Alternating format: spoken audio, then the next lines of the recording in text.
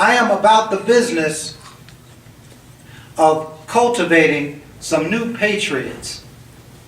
And I'll tell you a little bit about how we're doing that. I'm the conservative capitalist. That means I'm pro-business, and I have learned from business, and Mayor Santos, you back me up on this if you would.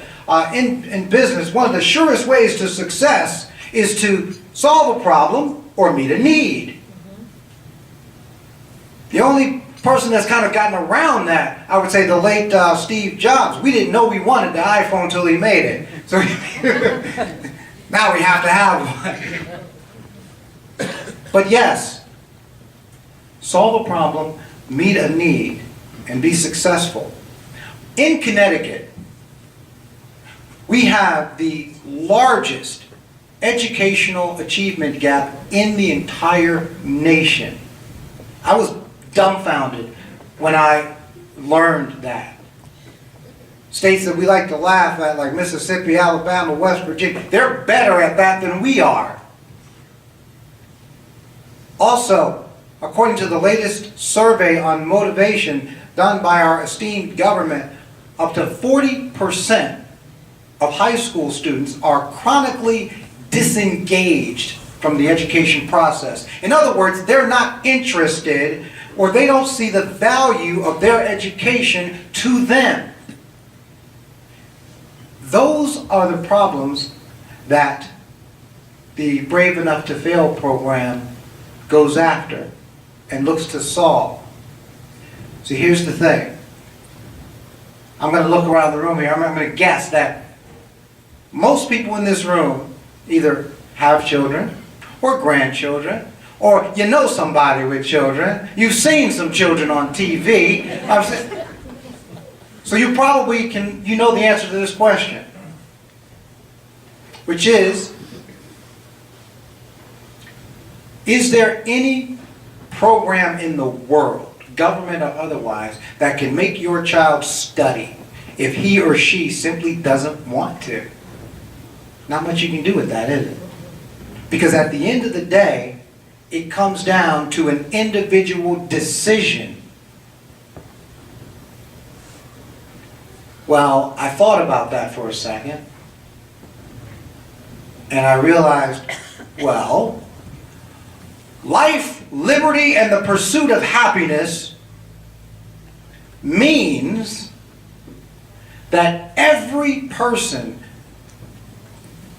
is free to have the opportunity to pursue their God-given destiny any way they so choose, and should be able to do so without interference, especially from the government. That's the guiding principle behind Brave Enough to Fail. The idea is to motivate individuals to make the decision to invest themselves in their own lives, education, and success. Why is that important? Because people who are invested that way tend to become responsible, productive, self-governing citizens who neither need nor want the interference of a bureaucratic social service government running their lives, and they tend to vote that way. Yes, they do.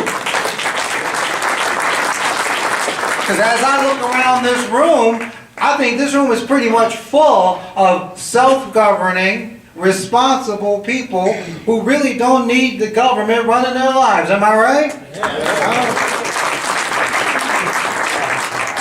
So that's what we do. And I'm going to tell you just a little bit about what the program actually does. It doesn't have a whole lot of moving parts. Basically, it has only 4 parts. Part is we go into our schools and we bring a message. And I know some people have already asked me, well, Wayne, when you go into schools like, I don't know, like in Bridgeport, Hartford, whatever, first of all, how do you hold the attention of like 515-year-olds is beyond me for like 30 minutes, right? And Basically, the message is this. I talk to them about things that they can understand in a way they can understand it. For instance, talk a lot about technology. Isn't it great how like ideas and technology kind of feeds upon itself? Like, for instance, when the car was invented. That was cool, right? People could like stop walking, get off the horse, they could drive. Well, soon after that, somebody got an idea and said, you know what, I'll bet people would like to listen to music while they're driving. And they invented the car radio. And people were like, dude, that's pretty cool. Someone else came along and said, I'll bet people would like to listen to their own music. And there came cassettes, and then CDs, and MP3s. Now you can stream music into your car from the internet. I'm almost afraid to figure out, like, to see what's going to happen next. Pretty soon you have people walking around, music just coming out of their behind. You laugh like, dude, did you pass gas? No, it's Nicki Minaj. Now you chuckle.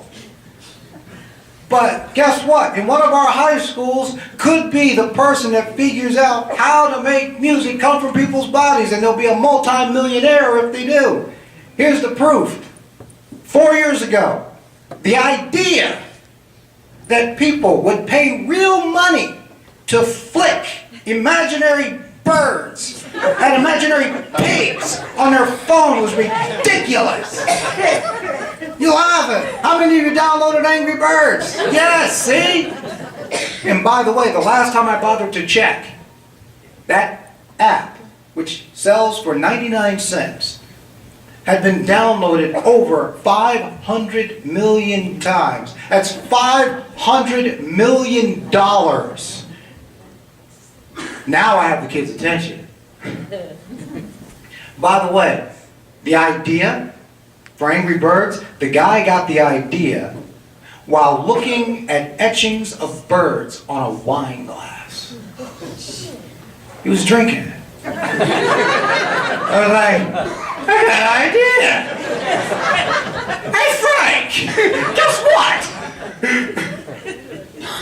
Whatever your idea, your dream, your passion, all you are required to do is be visionary enough to see it and brave enough to try it. That's the essence of brave enough to fail. That's the message that I take into high schools all across the state. Our goal is to take that message into 50 high schools and reach over 15,000 students. By the way, juniors and senior classes are our target, and you know why? They'll be voting soon. And we want to start to cultivate an idea of entrepreneurism, independence, and responsibility in our youth, because those are the kind of people that are going to be primed to receive our message. The other thing that we do is we give every student that attends one of our presentations, they get a copy of this for free. It's Where Are You Going? It's an inspirational picture book, and as you can see, I'll pass it around, you can take a look at it, but most of the donations that go to our nonprofit partner, the Water Innovations Foundation, they simply go to allow us the opportunity to give these books to students. You can take a look at that, pass it around. The third portion of the program is the Brave Enough to Fail newsletter. Students at the presentations, they sign up for the newsletter and they get information based on what they are interested in. For instance, if a student says they're interested in technology, which we encourage, they get information about career and entrepreneur opportunities in engineering, medicine, whatever it is. It's based on what they want. The whole premise of the program is answering the question, what's in it for me? That is how you reach them. That's how you reach anybody. You're not going to buy anything if it doesn't do anything for you. If there's no percentage in it for you, if I can tell you why it's in your interest to do something, then maybe you might. And that's really what we do with the students. The fourth and final piece is the scholarship. Our goal is to leave a targeted scholarship at each school designated for that school. The reason for that is, what's the high school in Meriden? Meriden High? Colonial Plaza? Okay. If I'm at that high school and I'm speaking to, say, the junior class, every member of the junior class gets a copy of the book. They have the opportunity to sign up for the newsletter, but the scholarship also means that I can say, not somebody in the district, not somebody in the state, somebody in this room can get the scholarship. It's competitive, it's based on grade point average, and the normal things that a scholarship is based on, but that is more powerful than just a nice speech. It's more powerful than just a nice speech and a book. A nice speech, a book, and some money is different, especially if it's an achievable goal. If the scholarship is designated for somebody in this room, it's now more accessible, it's more tangible, it's more real.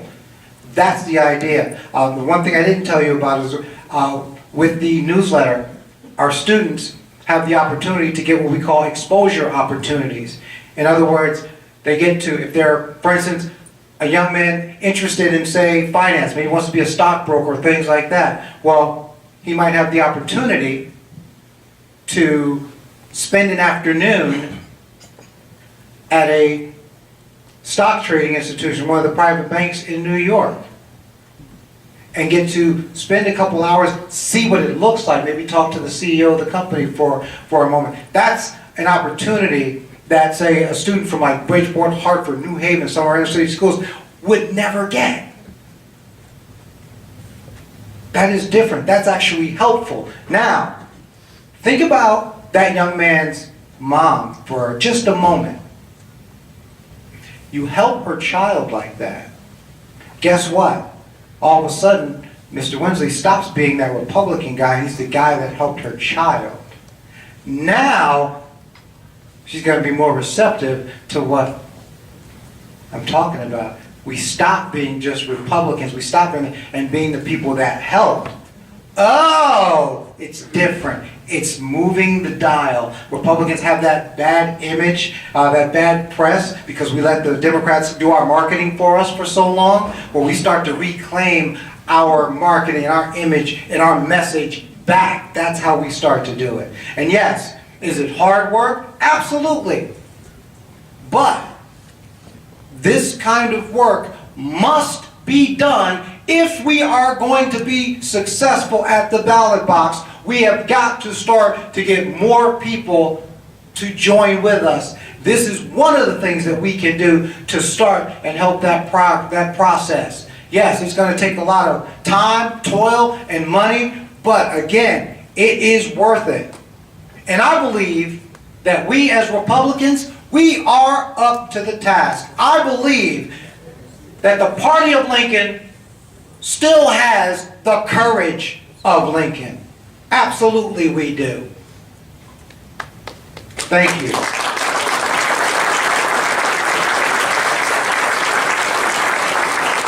Now, our symbol is the elephant, right? Well, the Republican elephant is strong, ladies and gentlemen, filled with the strength to overcome the challenges that are facing this nation and to pull this country out of the ditch of dependency and back up onto the road to prosperity. The Republican elephant has a long memory rooted in the principles of liberty, freedom, and equality that have made this nation that shining beacon on the hill that has drawn the best and brightest from all over the world seeking the opportunity that America represents. And the Republican elephant has a thick skin, very good for withstanding the slings and arrows of the enemies of freedom as we keep charging forward to victory. And we must be victorious, and we will, because preserving this union is too important, ladies and gentlemen, not just for this generation, but for generations to come. We will be victorious. We've got to preserve our union. In fact, it's so important that nothing short of victory is acceptable. Ladies and gentlemen, the party that freed my ancestors is the party that will safeguard the liberties of our grandchildren. We are the Republican Party, ladies and gentlemen. God bless you. God bless, please, United States of America.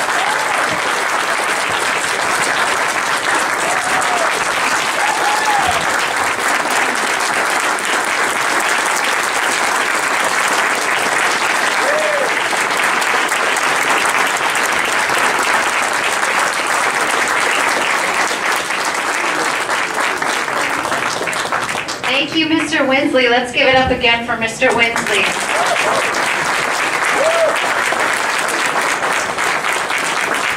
Well, I don't think anybody could have kicked off in any better way the first very Lincoln Day dinner for the Meriden Republicans. I think we've got our charge, and now it's time to go forward. I'd like to thank you all again for coming this evening. I'd like to thank the Il Monticello for hosting this for us, and I'd like to thank all the incredible wait staff that served us tonight. Can we give them a round of applause, please?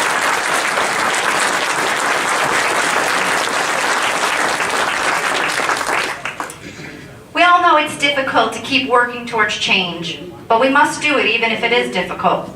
If we don't try, there's no possible way we can succeed.